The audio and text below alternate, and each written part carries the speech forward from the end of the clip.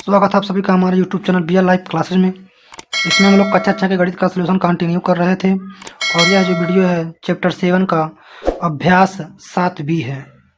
तो अभ्यास 7B का हम लोग सलूशन देखेंगे और इसमें हम लोग इसके पहले जाने थे किसके बारे में, बिंदु के बारे में, कि बिंदु क्या है। अभ्यास बी को करने से पहले हम कुछ चीज़ों को समझ लेते हैं, फिर जो है कि हम इसको अच्छे से सॉल्व कर पाएंगे। ठीक है, तो पहले इसके कुछ तथ्यों को देखते हैं हम लोग, फिर हम लोग इसको सॉल्व करेंगे।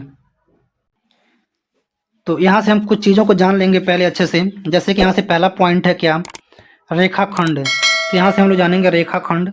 रेखाखंड को जब हम लोग समझ पाएंगे, इसके पहले हम लोग समझे थे बिंदु।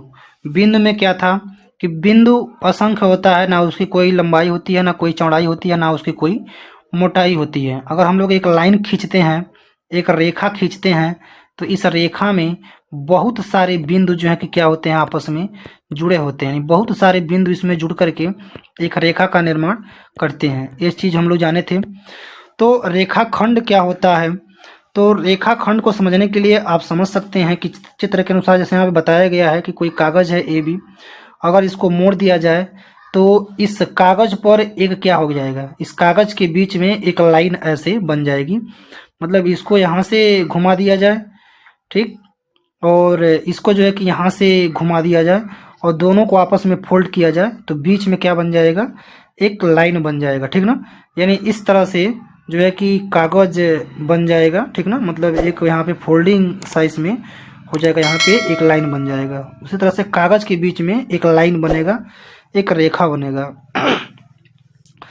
तो जो क्रीच है, जो मोड़ जो दिखाई देता है क्रीच कागज़ के बीच में, ठीक ना, तो वह ए और बी का क्या है, उसका अंत बिंदु कहलाएगा, यानी कि वह अंतिम छोर होगा।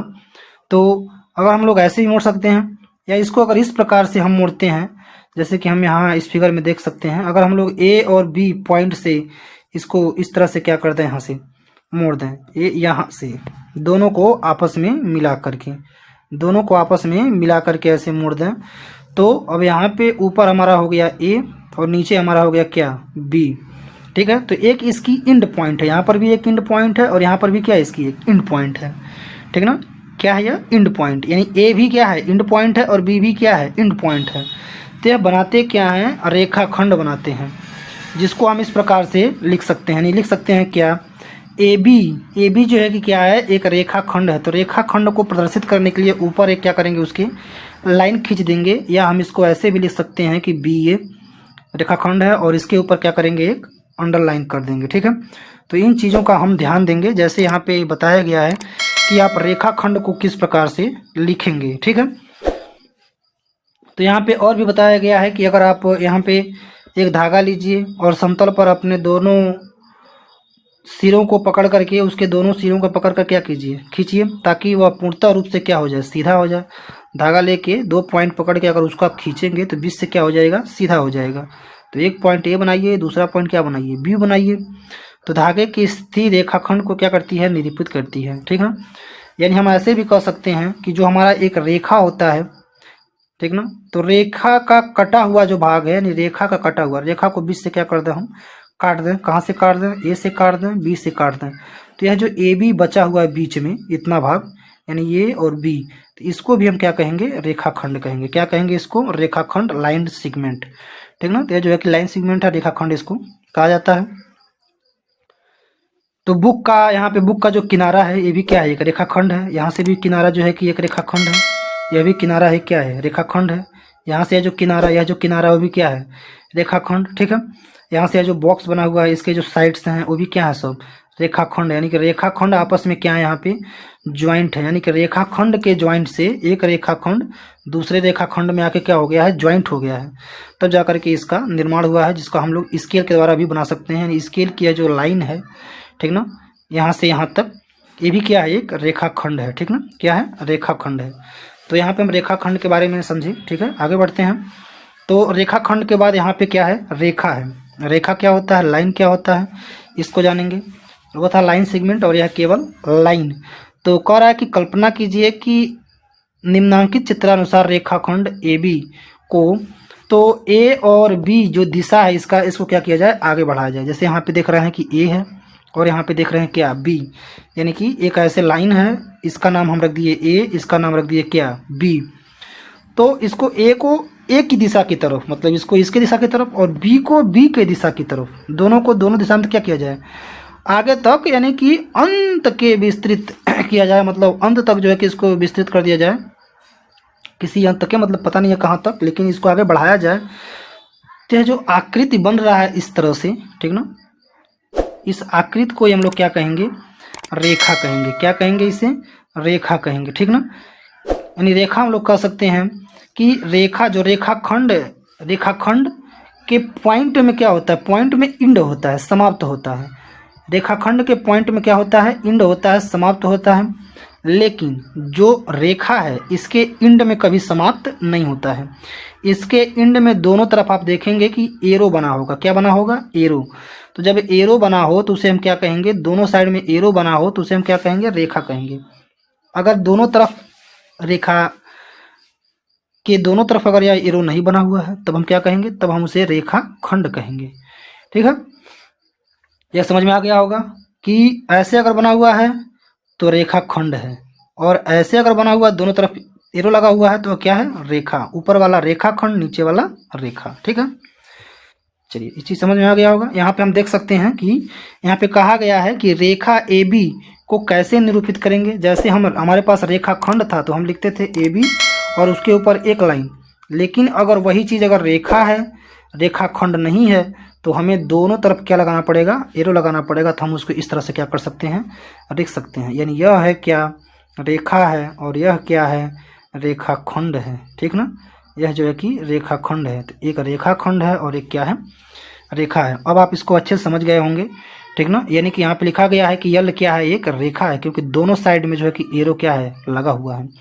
पी क्यू भी क्या है, एक रेखा है, क्योंकि पी क्यू के भी दोनों साइड में क्या है, एरो लगा हुआ है। ठीक ना, तो अगर जिसका अनंत तक, मतलब इसका पता नहीं है कि, मतलब हम खींच रहे हैं तो ये पता नहीं है कहाँ तक यह जाएगा।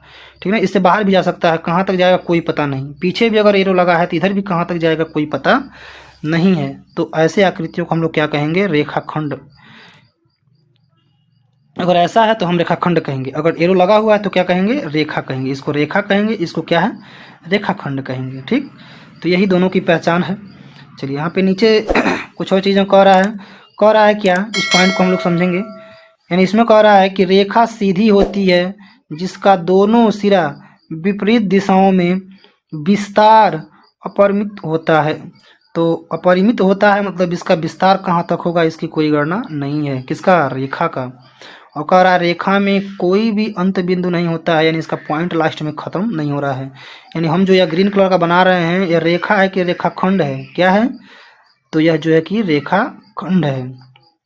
तीसरा कह रहा है कि रेखा के किसी भाग को रेखाखंड कहते हैं। यानी कि रेखा के, देखिए जो हम बताएं, मान लीजिए यहाँ पर रेखा है, ठीक, तो इसका भाग यहीं से क्या किया जाए, काट दिया जाए। तो रेखा के जो बीच का जो भाग है, जो इतना भाग बचा हुआ है, इसे ही क्या कहेंगे हम लोग, रेखाखंड कहेंगे। अगला कह रहा है चौथा कह रहा है कि ज्यामिति में रेखा से अभिप्राय संपूर्ण रेखा से होता है। यानी कि रेखा का अभिप्राय मतलब संपूर्ण रेखा, ज्यामिति में जहाँ तक उसका आकृति बना हुआ है वो सब क्या कहलाएगा, रेखा कहलाएगा। ठीक है, तो यहाँ पे नीचे जो है कि कुछ रेखा बना हुआ है, इसका हमें नाम लिखने के लिए कह रहा है। जैसे पहला का नाम लिखें तो क्या लिख सकते हैं, आर्यस। ठीक ना, आर्यस क्या है, रेखा है। उसके बाद से रेखा कौन सा है, यह रेखा जो है कि यम है। ठीक ना, उस पर नाम लिखा हुआ है यम। यह जो रेखा है, यह जो है रेखा है क्या है, एफ ई है। यह जो रेखा है क्या है, पी है। और इसमें जो है कि यम, एन और क्यू, दो रेखाएं आपस में क्या है, जुड़ी हुई हैं। ठीक है, एक बार पुनः बता दे रहे हैं। यानी कि रेखा खंड का दोनों सिरों में इंड पॉइंट होता है। ठीक है, और रेखा जो होता है इसके दोनों सिरों में इंड पॉइंट नहीं होता है। जैसे कि यहाँ पे यह जो है कि क्या है, रेखा है, ऊपर वाला क्या है, रेखाखंड है। ठीक है, तो इसको हम इसी तरह से क्या करेंगे, आगे लिखेंगे भी। ठीक है, आगे देखते हैं। अब रेखाखंड, उसके बाद आ गया आपके पास क्या, उसके बाद आ गया आपके पास यहाँ पे किरण। किरण को क्या कहते हैं हम लोग, रे मीन्स क्या होता है, किरण होता है। रे मीन्स क्या होता है, किरण। तो कुछ चित्र यहाँ पे दिखाया गया आपको देखने के लिए कि किरण को हम कैसे समझ सकते हैं। जैसे यहाँ पे अगर दीपक को देखा जाए, ये दीपक जो है कि जो जल रहा है यहाँ पे, तो दीपक में तो दीपक में हम लोग देखेंगे दीपक में क्या हो रहा है। अगर आप ध्यान से देखें तो दीपक की यह जो लौ है, ठीक है, यह जो दीपक की लौ है जहाँ से यह निकल रहा है रोशनी, तो यह जो लौ है यह बिल्कुल क्या है, रेड है। यानी यह जो लौ है बिल्कुल क्या है, रेड। अब इसी रेड जो लाइट है, अब इसी में से क्या हो रहा है, किरण बाहर की तरफ निकल रहा है, ठीक ना, बाहर की तरफ। अब बाहर की तरफ बिल्कुल सीधा, कभी भी किरण टेढ़ा मेढ़ा नहीं जाता है। अगर टेढ़ा मेढ़ा किरण जाता तो अगर हमारा घर ऐसा है, अगर यहाँ पे दीवार है कोई, तो अगर यहाँ पे दरवाज़ा लगा हुआ है, अगर लाइट हम यहाँ जला रहे हैं तो यह ऐसे घूम कर के अंदर भी क्या होता, हमारे घर के अंदर रोशनी आता। बट ऐसा नहीं होता है, ठीक ना। तो यह एक ही तरफ क्या हो रहा है, जा रहा है। आप फिगर में देख पाएंगे यह एक ही तरफ यहाँ से, यानी कि रेड वाली रोशनी जो निकल रही है यह आगे की तरफ बढ़ती हुई क्या हो रही है, चली जा रही है। यानी कि आगे की तरफ क्या हो रहा है, यह जा रहा है। यानी कि हम देख पा रहे हैं कि यह एक ही तरफ क्या हो रहा है, केवल मूव हो रहा है। दूसरे तरफ कोई पॉइंट, यानी एक तरफ इंड पॉइंट और एक तरफ है जो कि आगे सतत चलने का जो है कि चिन्ह लगाया गया है। यानी दोनों सिरे, एक तरफ इंड है क्योंकि अब इधर लाइट इसके अंदर कभी जाएगा नहीं, ठीक ना। हमेशा यह कहाँ जाएगा, बाहर ही जाएगा, अंदर यह जा नहीं सकता। तो इसमें दीपक से निकलती हुई प्रकाश की किरणें क्या कहते हैं, किरणें। सूर्य भी वैसे है, सन जो हमारा बिल्कुल रेड, ठीक ना। और इसके अंदर से जो है कि यह बहुत सारे जो है कि प्रकाश क्या हो रहे हैं, निकल रहे हैं बाहर, जो है इसके बहुत सारे प्रकाश जो है कि निकल रहे हैं। तो जो सन है, इस सन का भी प्रकाश जो है कि केवल एक ही साइड में क्या हो रहा है, एक ही साइड में सभी तरफ निकल रहा है, ठीक ना। तो यहाँ पे लिखा गया है सूर्य की किरणें। टार्च हम जलाते हैं तो टार्च में जो है कि केवल एक ही साइड में प्रकाश जाता है, उसके दूसरे साइड मतलब जो हमारा टार्च है, अब इस टार्च के अंदर प्रकाश नहीं आता है बल्कि टार्च के बाहर प्रकाश जाता है, ठीक ना। यानी इसके बाहर प्रकाश जाता है। तो टार्च से निकलती हुई प्रकाश की किरणें। तो हम देख पा रहे हैं, यहाँ से हम सीख पा रहे हैं कि यहाँ पे जो है कि एक ही तरफ यह क्या है, जा रहा है। अगर हम इसको लिखें ए, इस पॉइंट को लिखें क्या, बी, तो ए बी क्या है, ए बी जो है कि एक किरण है। इसको लिखने के लिए हम लिखेंगे ए बी और इसके ऊपर जो है कि इस प्रकार से क्या करेंगे, तीर लगाएंगे। तो ए बी क्या हो जाएगा, किरण हो जाएगा। ए बी क्या हो जाएगा, किरण। ए बी को हम क्या कहेंगे, किरण कहेंगे, यानी जिसको कहेंगे इंग्लिश हम लोग रे, ठीक ना। आगे देखते हैं, यहाँ समझाया गया अच्छे से। यानी कह रहा है कि प्रारंभिक बिंदु जो है, प्रारंभिक बिंदु रहेगी, ठीक ना। यानी कि इनिशियल पॉइंट जो है इसका रहेगा, यानी कि प्रारंभिक बिंदु रहेगी और आगे की तरफ बढ़ेगा तो वह क्या कहलाएगा, किरण कहलाएगा। जैसे यहाँ पे लिखा गया है कि ओपी क्या है, ओपी जो है कि एक किरण है और 3 किरण खींचिए जिसका निगमन बिंदु ओ हो, तो आप ओ से खींच सकते हैं, ओ पी, ठीक ना, ओ क्यू, ठीक। बहुत सारे किरण जो है कैसे खींच सकते हैं आप, ठीक ना, ओ एम, ठीक। इस प्रकार से किरण आप खींच करके बता सकते हैं यहाँ पे। चलिए, तो यह हो गया किरण के बारे में। अब क्या क्या सीख गए, आप सीख गए क्या, रेखाखंड, ठीक ना, यह रेखाखंड है। उसके बाद से रेखा, ठीक। उसके बाद से क्या सीखे, किरण, ठीक ना, यह किरण है। पहला वाला क्या है, बोलिए, रेखाखंड। दूसरा वाला क्या है, रेखा। तीसरा क्या है, किरण। तीसरा क्या है, किरण। चलिए अगला पॉइंट देखते हैं। अगला पॉइंट कह रहा है संरेख बिंदु क्या होता है, इसको हम लोग सीखेंगे। यानी कि एक ही रेखीय बिंदु जिसको हम लोग कहते हैं, एक ही रेखीय बिंदु कह सकते हैं, या कह सकते हैं एक शब्द में क्या, संरेख। तो संरेख क्या होता है, संरेख मतलब अगर कोई लाइन खींचा गया है और उस लाइन पे बहुत सारे पॉइंट क्या किए गए हों, लिए गए हों, तो उस पे जो भी, अभी हमारा लाइन जो है कि बिल्कुल सीधा है, अब इस पे हम लोग जो बिंदुआ लिए हैं वह बिंदु भी क्या रहेंगे, यहाँ पे कोई बच्चा बैठा है, यहाँ पे कोई बच्चा बैठा है, यहाँ पे कोई बच्चा बैठा है, अगर वह बिल्कुल सीध लाइन में बैठा है तो उसको हम क्या कहेंगे, संरेख कहेंगे। क्या कहेंगे, संरेख। अगर 3 बच्चे आपस में बिल्कुल सीध पर, यानी एक ही सीध पे क्या हुआ हुआ बैठे हुए हैं, तो उनको हम संरेख कहेंगे। तो वही चीज यहाँ पर भी, पर यह जो आर है वह संरेख नहीं है। इसमें जो है कि जो आर है वह संरेख नहीं है, यह क्या है, संरेख है। इसमें जो जी है वह संरेख नहीं है। यानी कि 2 में आपको संरेख बताया गया है और जो है कि तीसरे में, चौथे में जो है कि संरेख नहीं बताया गया, क्योंकि वह जो पॉइंट है जी और यहाँ पे जो पॉइंट है आर, यह दोनों अलग अलग जगह पे हैं, ठीक है। तो यह संरेख नहीं है। संरेख का मतलब एक ही लाइन पे पूरे हों। आगे देखते हैं।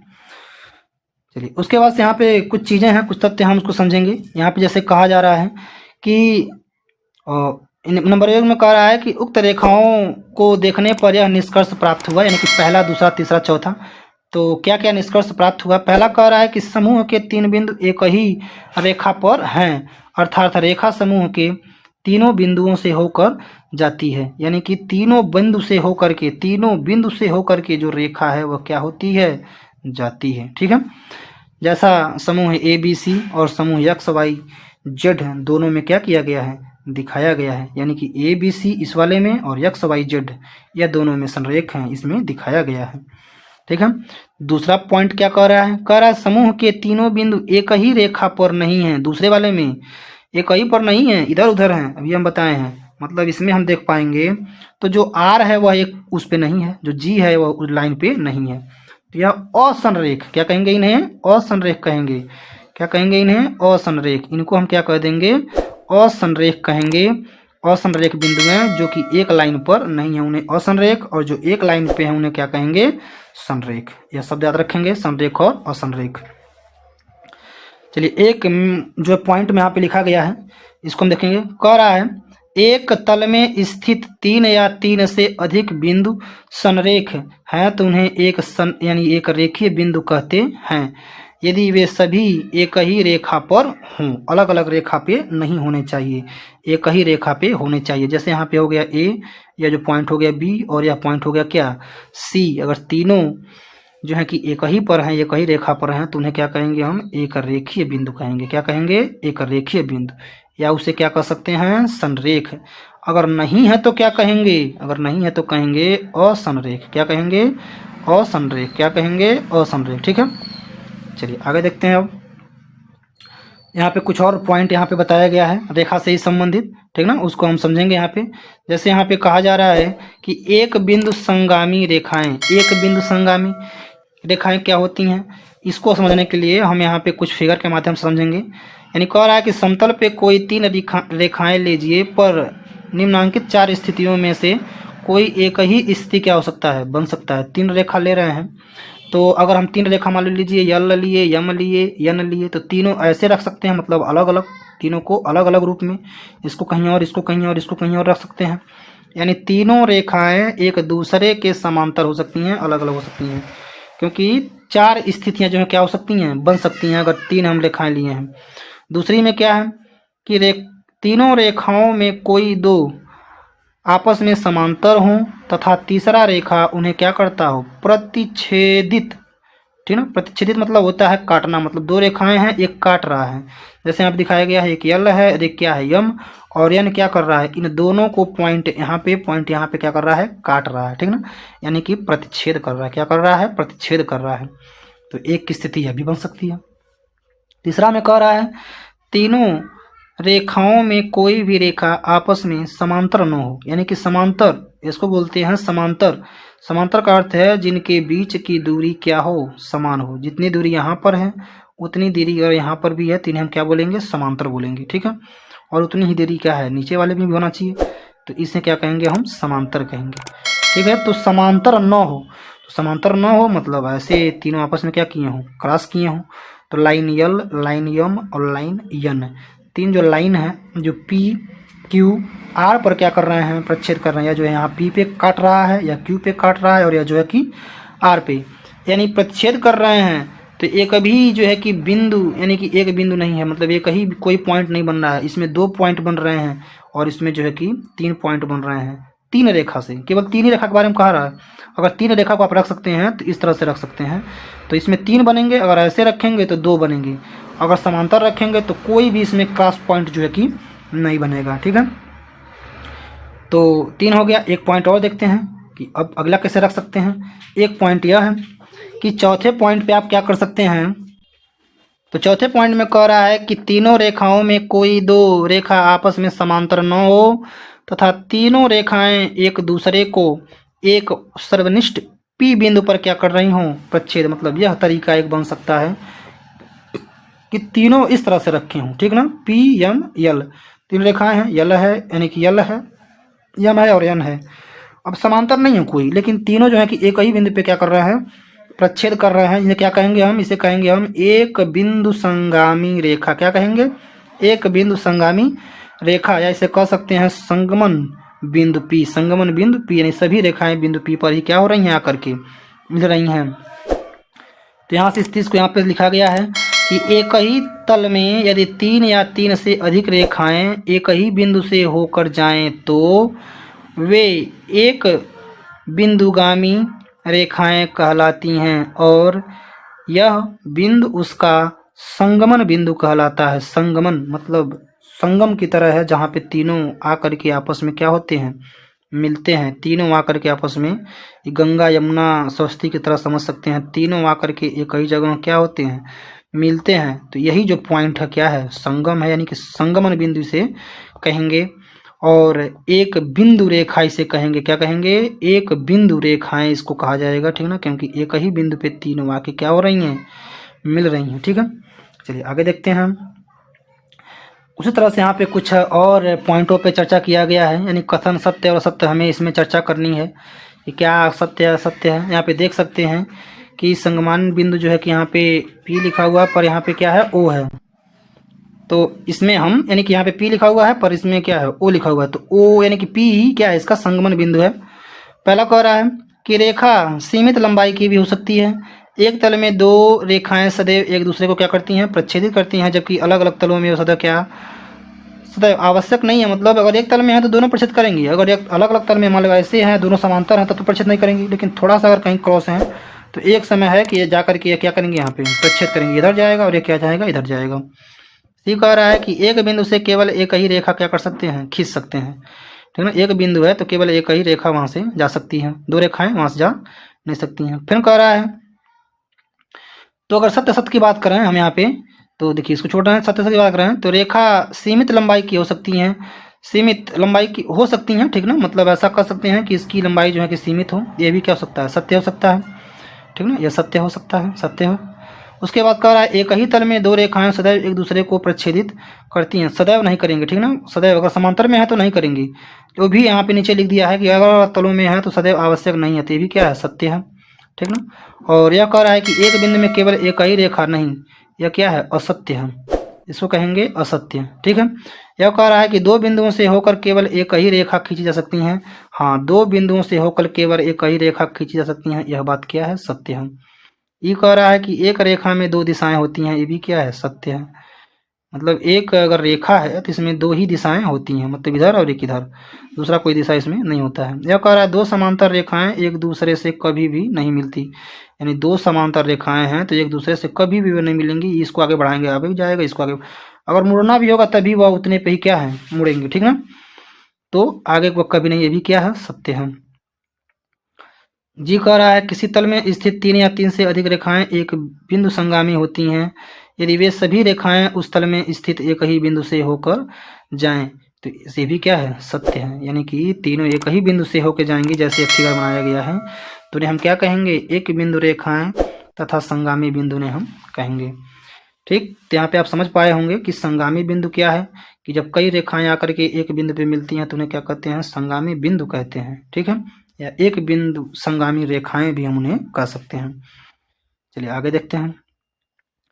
तो आगे यहाँ पे कुछ पॉइंट चल रहा है कि बंद और खुली आकृतियों के बारे में, कि बंद आकृतियां क्या हैं, खुली आकृतियां क्या हैं। जैसे यहाँ पे दिखाया गया चित्र नंबर 1 में, चित्र नंबर में देखे हैं कि खुली है यह, मतलब इधर से लाइन है और उधर से बंद नहीं है। लेकिन जैसे ही चित्र 2 में देखेंगे आप, तो पूरा क्या हो गया है, बंद हो गया है, मतलब नीचे से भी है और ऊपर से है, और एक जो है कि पॉइंट है जहाँ पे ये दोनों क्या हो गए हैं, आपस में बंद हो गए हैं। ठीक है ना, तो इन्हें क्या कहेंगे, बंद। तो खुली आकृतियों का कोई ज़्यादा प्रयोग नहीं है, लेकिन हम बंद आकृतियों के बारे में देखेंगे। जैसे यहाँ पे कह रहा है कि बंद आकृतियों का अभ्यंतर और बाह्य क्षेत्र। ठीक ना, अभ्यंतर मतलब होता है अंदर, अभ्यंतर मीन्स क्या होता है, अंदर, क्या होता है, अंदर। और उसका बाह्यतर मतलब होता है, यानी कि बाह्यतर क्षेत्र मतलब होता है बाहर, क्या हो जाएगा, बाहर। जैसे यहाँ पे फिगर में एक वृत्त बनाया गया है, ठीक ना, तो इस वृत्त में देखेंगे कि पी, अगर हम पूछें पी पॉइंट क्या है तो आप कहेंगे अभ्यंतर, क्या है, अभ्यंतर, यानी कि अंदर है।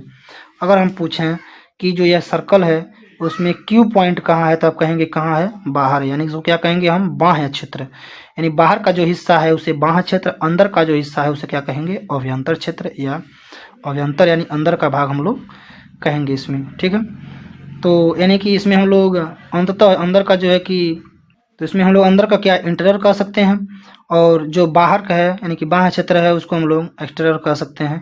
तो एक्सट्रोर और इंटरर यह दो प्रकार के हैं, ये अभ्यंतर और बाह्य क्षेत्र। तो बंद आकृतियां, खुली आकृतियां समझ में आ गया होगा। बंद आकृति मतलब जो बंद हो, खुली आकृति मतलब खुला हो, ठीक ना। तो बंद खुली आकृतियां भी होती हैं। उसके बाद से है क्या, अभ्यंतर और बाह्यतर, मतलब अंदर का जो क्षेत्र है अभ्यंतर कहलाएगा, बाहर का जो क्षेत्र है वह बाह्य क्षेत्र कहलाएगा। अंदर वाले को हम क्या कहेंगे, इंटीरियर कहेंगे, और बाहर वाले को क्या कहेंगे, एक्सटीरियर कहेंगे, ठीक है। तो यह कुछ पॉइंट थी, देखते हैं कुछ पॉइंट है। तो यहाँ पे कुछ पॉइंट और है, ठीक ना, इंटीरियर और अभ्यंतर को लेकर के। जैसे यहाँ पे दर्शाया गया है कि आप इसको कैसे अच्छे समझ सकते हैं। जैसे इस फिगर में जो लाल वाला क्षेत्र है, यानी लाल कलर में जो यहाँ से दिखाया गया है वो क्या है, वह जो है कि अभ्यंतर है, ठीक ना। अंदर का क्षेत्र है, यहाँ पे लिखा भी गया है अभ्यंतर। और जो यह बाहर का क्षेत्र है वो क्या लिखा गया है, बाह्य क्षेत्र, यानी कि यह क्या है, एक्सटीरियर क्षेत्र है, ठीक ना।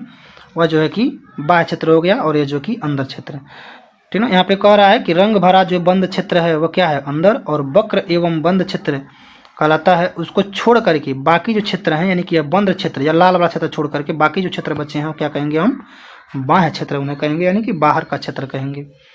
उसके बाद कह रहा है चित्र नंबर 5वां में कि प्रारंभिक बिंदु ए है और अंत बिंदु क्या है, बी है। तो यह एक प्रकार की क्या है, खुली आकृति है। क्या है, एक प्रकार की यह खुली आकृति का निर्माण कर सकते हैं। और यहाँ पे कह रहा है 3 में यानी कि तीसरा पॉइंट कह रहा है फिगर नंबर 4 में, इसमें कह रहा है किसी पक्षी की छाया चित्र को प्रदर्शित करता है। और अत्यंत कह रहा है कि ए ई यहाँ पे दिखाया गया है कि ये पॉइंट ये है, एक पॉइंट यह है, ठीक ना। यहाँ पर भी एक पॉइंट है और यहाँ पर, और बीच में इसके जो है कि पी पॉइंट यहाँ पे दर्शाया गया है। तो कह रहा है कि अंत बिंदु ए ई, ठीक ना, संपाती मतलब एक ही तल में है। यहाँ पे देख रहे हैं ए और बी जो है कि पक्षी के सर पे एक ही तल में होने का कारण क्या है कि ए बी सी डी एक बंद आकृति अगर हम लिखें हम लोग, जैसे एक ए यहाँ पे है, हम ए कर लेते हैं, बी यहाँ पे है, ठीक है। उसके बाद सी यहाँ पे है, यहाँ लिख देते हैं। उसके बाद जो है कि अगर लिखें डी, सी हो गया यहाँ पे, डी जो है कि यहाँ पे है, ठीक है, डी। तो जो भी बन रहा है तो एक तरह से क्या बन रहा है, एक बंद आकृति, मतलब अगर हम लोग इसको मिलाएं तो ऐसे करके ये जो जानवर यानी कि जो पक्षी बना हुआ है यह क्या है, एक बंद आकृति है। मतलब यह एक पूरा उसका अंदर का भाग इसमें दर्शाया गया है। और के को अगर देखें तो के में लिखा गया है कि कोई बाह्य बिंदु, के जो है कि कहाँ है, बाह्य क्षेत्र में है। और पी को देखें हम लोग तो कहाँ है, वह अंतर क्षेत्र में है, ठीक ना। तो कुल मिलाकर के हम कह सकते हैं कि अगर किसी आकृति का अंदर का क्षेत्र है तो उसे हम अभ्यंतर कहेंगे, बाहर का क्षेत्र है तो उसे क्या कहेंगे, हम बाह्य क्षेत्र कहेंगे, ठीक है। तो इसी पे कुछ प्रश्न बनेगा जिसको हम लोग यहाँ से देखेंगे अब, ठीक है। यहाँ पर भी कुछ और चीजें हैं, खुली और बंद, आप यहाँ से अच्छे से समझ सकते हैं। यहाँ पे लिखा हुआ है खुली आकृतियां, यहाँ पे लिखा हुआ है बंद आकृतियां। तो यहाँ पे अच्छे से, मतलब यह जो रेखा है क्या है, खुला है। त्रिभुज जो बना हुआ है क्या है, बंद है। कोण जो बना हुआ है क्या है, खुला है। चतुर्भुज बना हुआ है क्या है, बंद है। और यहाँ पे रस्सी जो है खुली हुई है, और यहाँ पे रस्सी में यहाँ पे गांठ लगा हुआ है, तो ये क्या है, बंद है। आप इसको अच्छे से यहाँ से समझ पाए होंगे कि खुली आकृति क्या है और बंद आकृति क्या है, ठीक। आगे देखते हैं। तो आगे अब हमारे पास यहाँ से शुरू होता है अब हमारा प्रश्नावली, ठीक ना। तो यहाँ से हमारा अभ्यास शुरू होता है, अभ्यास 7B। तो अभ्यास 7B को हम लोग यहाँ से सॉल्व करेंगे। यानी कह रहा है कि अपनी अभ्यास पुस्तिका में एक रेखा चित्र खींचिए और अंग्रेजी वर्णमाला के एक छोटे अक्षर का प्रयोग करके उसका नाम लिखिए, ठीक ना।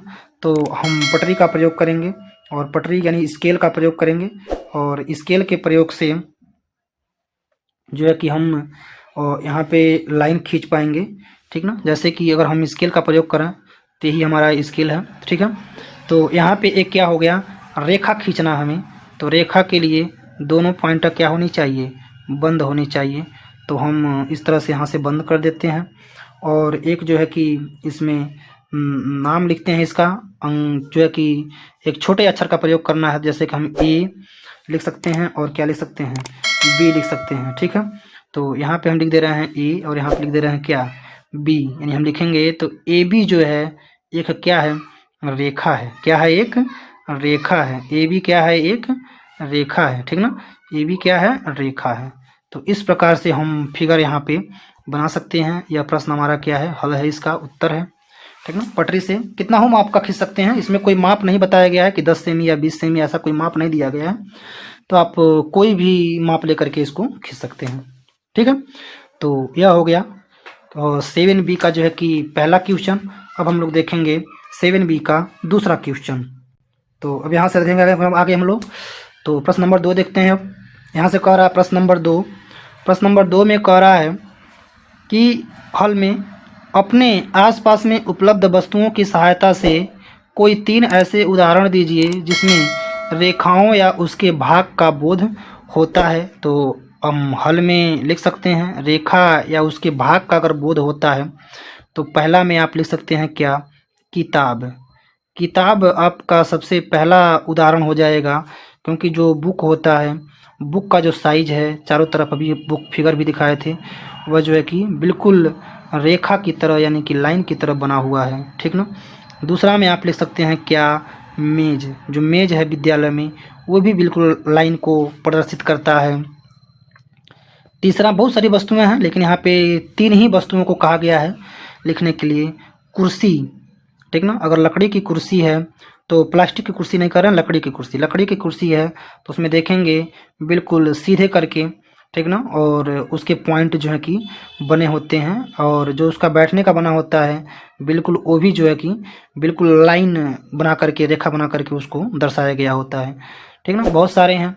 अब स्केल जो है आपका है, इस पटरी जो है वो भी क्या है, एक लाइन यानी कि रेखा बताने का, बोध कराने का, वो भी सबसे बढ़िया एक उदाहरण है जिसके माध्यम से हम लाइन को, रेखा को समझ सकते हैं। पेंसिल जो है, पेंसिल आप देखे हैं, पेंसिल भी क्या है, बिल्कुल सीधा है, तो उसका भी एक जो पार्ट है वो भी क्या है, लाइन बताने का काम कर सकता है, यानी कि उसको भी वह दर्शा सकता है, ठीक है। तो इन चीज़ों के माध्यम से हम इसको जान सकते हैं। ठीक, आगे बढ़ते हैं। क्वेश्चन नंबर 3 देखते हैं। क्वेश्चन नंबर 3 यहाँ पे कह रहा है कि रेखा किरण में अंतर स्पष्ट कीजिए। चलिए, बहुत बढ़िया प्रश्न है, इसको हम देखते हैं। तो पहला हमारे पास रेखा, रेखा को आप देखेंगे कि रेखा जो है कि दोनों साइड में उसके एरो बना होगा, ठीक ना, इसको हम कहेंगे रेखा। और उसके बाद से क्या है, किरण है, क्या है, किरण। तो किरण में केवल एक ही एरो बना होगा, इसमें ए बी, और इसमें केवल ए बी। तो ये नीचे वाला जो है कि किरण है, ऊपर वाला जो है कि रेखा है, क्योंकि किरण में एक एंड पॉइंट होता है और एक जो है कि अनंत तक जाने का एक एरो लगा होता है, और रेखा में दोनों तरफ आगे बढ़ने की जो है कि पॉइंट, इसमें नोक लगा होता है, इसलिए यह रेखा है। तो यह जो है कि मेन इसका डिफरेंट है इसको समझने का। चलिए, तो यह हो गया क्वेश्चन नंबर 3 का आंसर। आगे देखते हैं, क्वेश्चन नंबर 4 देखेंगे यहाँ से। तो क्वेश्चन नंबर 4 यहाँ पे है। क्वेश्चन नंबर 4 यहाँ से कह रहा है कि दिए गए प्रारंभिक बिंदु, जिसको हम लोग निगमन बिंदु कहते हैं, ए, और एक अन्य बिंदु बी से होकर जाती हुई एक किरण हमें क्या करना है, खींचना है। यानी कि हमें एक किरण खींचना है, तो हम किरण खींचेंगे। यहाँ पे किरण खींच करके हम दिखा दे सकते हैं। जैसे यह जो लाइन है, किरण के लिए अच्छा लाइन खींचते हैं। चलिए, यहाँ से यह हो गया इस तरह से, ठीक है।